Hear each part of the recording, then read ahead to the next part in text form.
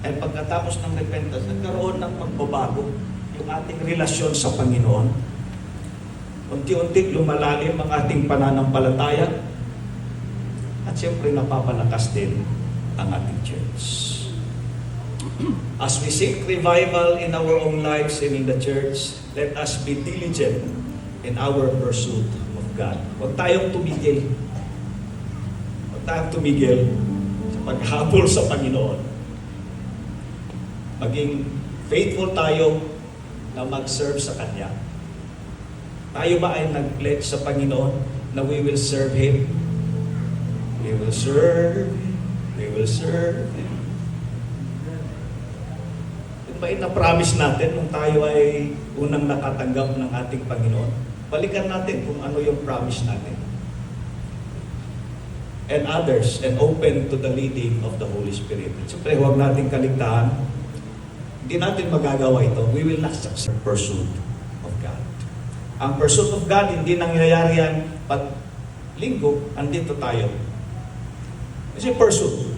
Nakaranas na ba kayo kabulin ng isang matapang na aso? Yun ang pursuit. Dapat gayahin natin yun. Okay.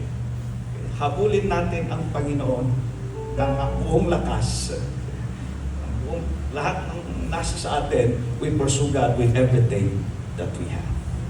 Amen? And we must be faithful in our commitment to serving God in others. Hindi lang minsan yan, yung pagsaserve. Dapat tuloy-tuloy yan. At siyempre, kailangan natin ang tulong ng Holy Spirit. We must be open to the leading of the Holy Spirit and willing to step out of our comfort zone. Komportable lang kasi tayo sa buhay. Meron akong trabaho, meron akong pamilya, masaya ang aking pamilya, napoprovide naman. So these are blessings. Komportable.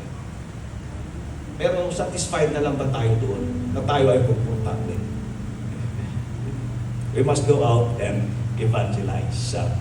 And siyempre kailangan yan, sa pag-evangelize, it requires sacrifice, commitment, but rewards will be immeasurable.